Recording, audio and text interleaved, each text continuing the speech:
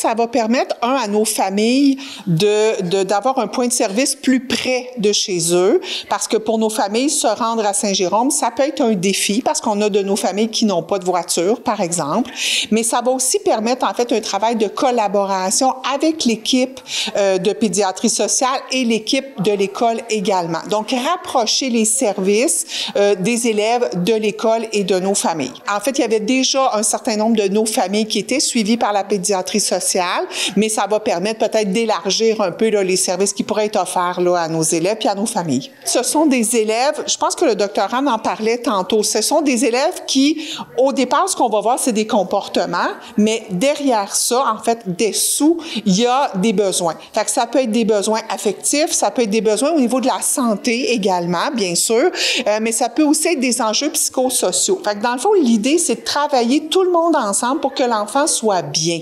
Puis la famille fait partie de cette alliance-là. Donc, on vient pas faire des interventions médicales, on vient vraiment mettre tous les services autour de l'enfant, en fait, pour son développement, puis sa réussite.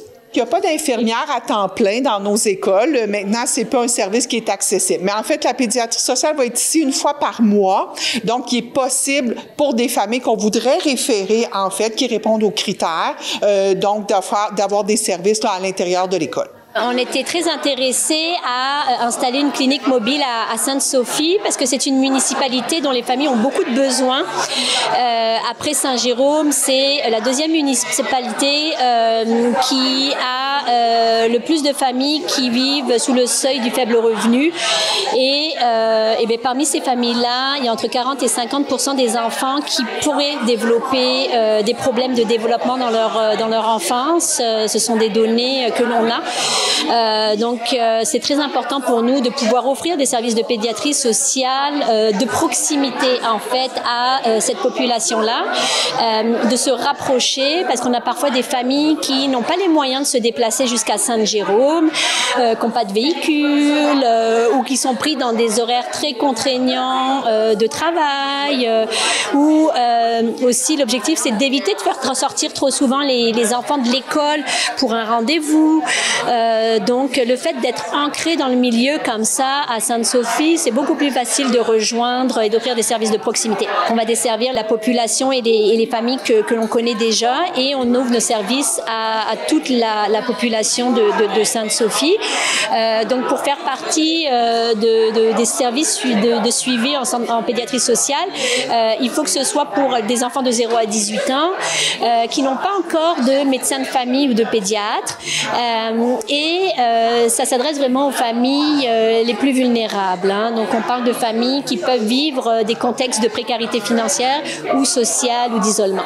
Alors ici, on va offrir, pour commencer, une journée par mois, des services vraiment médico-sociaux.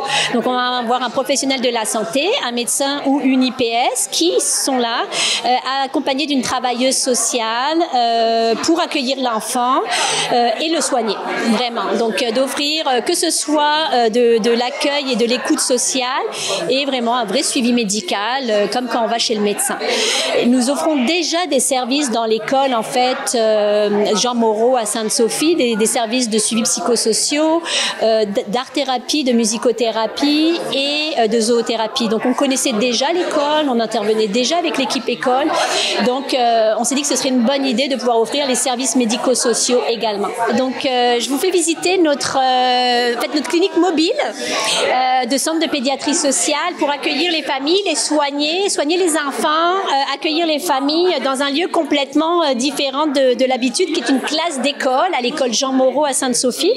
Donc, on a une salle clinique ici même, en fait, où la docteure peut soigner les enfants. Elle a tout son matériel nécessaire ici. Donc, on a recréé, en fait, une clinique médicale dans cette classe d'école avec tout le matériel nécessaire. Et on a une autre pièce qui est là pour accueillir les familles autour d'une table, en fait, où les familles vont pouvoir tout simplement se réunir autour du médecin, de la travailleuse sociale, pour discuter, en fait, des besoins de la famille et de l'enfant. Donc, le docteur et la travailleuse sociale vont s'installer autour d'une table. L'enfant va pouvoir avoir une zone de jeu et puis va pouvoir courir aussi s'il en a besoin.